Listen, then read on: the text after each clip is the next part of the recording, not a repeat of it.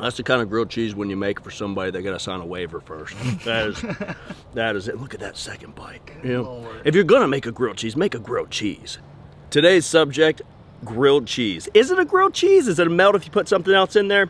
Prosciutto. Is that the rule? I think that's the rule. I don't know. I've heard. Let us know in the comment section. But a prosciutto brie cheddar grilled cheese. Yes, please. As always, we're gonna start this fire before we get going, all right? So first thing you're gonna do is fill up your firebox with charcoal, not too much, don't overpack it, it's gonna inhibit airflow. Once we've got a nice amount of charcoal in that firebox, we're gonna light our fire starter and kind of put it towards the bottom. Build a little cave around it so that it has complete access. It's weird, I like this part. It just feels fun. It is fun, and that's part of the joy of cooking on a Kamado style grill is lighting the fire. So there's threefold enjoyment. There's lighting the fire, cooking the food, sharing the food, but they're all equally fun. You know, it's a little temptress of danger there. You're playing with knives, you're playing with fire, you know, gets the BPMs up. So again, we're gonna build that little cave and let the fire climb, activate all that charcoal. Now let's go ahead and put a grill grate on to support our soapstone. And let's let all that come to temperature. First things first, we are going to shred our own cheese, all right? You can buy the pre-shredded stuff, but it's got an anti-coagulant stuff on the outside. It's a must, right? You gotta shred it. You gotta shred it, okay? So what we're gonna do here is put it through the grater and this cheese is absolutely great. And then for the brie, let's go ahead and cut off that rind and tear it into chunks about the size of a quarter, I guess. Why do you cut the rind off? It just, you know, it doesn't melt as easy as the inside. You can eat that rind. There's nothing wrong with it. There's a little bit still on there. Don't worry about it. But I want it to be able to melt at about the same rate as the cheddar. So we'll just kind of tear it off into these nice sized pieces, mix it in there. And let's not forget, we're going to season this as well. Not a lot of people do this, but this is a pro tip. You're going to season your shredded cheese before it goes on the bread. When it comes to bread choice, you know, sky's the limit, right? But I love a sourdough, especially with these two cheeses. Okay. We're gonna slice it into relatively thick pieces. I like to get this as a whole loaf so I can choose my thickness. I like to go a little thicker than they generally cut it at the 1/4 of an inch at the store, even less sometimes. So our grills come up to temperature. We're sitting at about 400 degrees. Let's put a little butter on that. Today we're gonna use this soapstone. You can use a cast iron if you want to, or a cast iron griddle would be okay as well. But we're gonna go ahead and get that butter on there nice and melty and put our bread right on top of it. Are you toasting both sides? I toast both sides, yeah, you need to. We're gonna sneak a little more butter in there as well, but as soon as you flip, that's when to add the cheese. So we're gonna flip it while that side is still hot and buttery, add the cheese on there, close that dome and let it soak up some of that natural lump charcoal flavor. Delicious.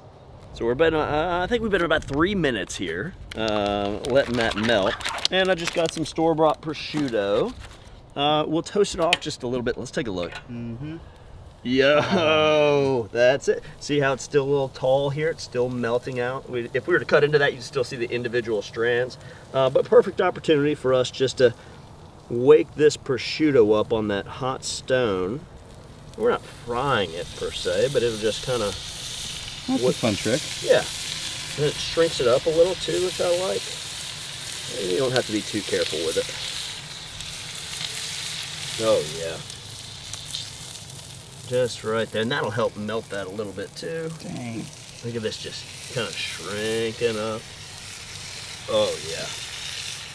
And I want to make sure to leave room around the edge because I want that cheese to completely envelop.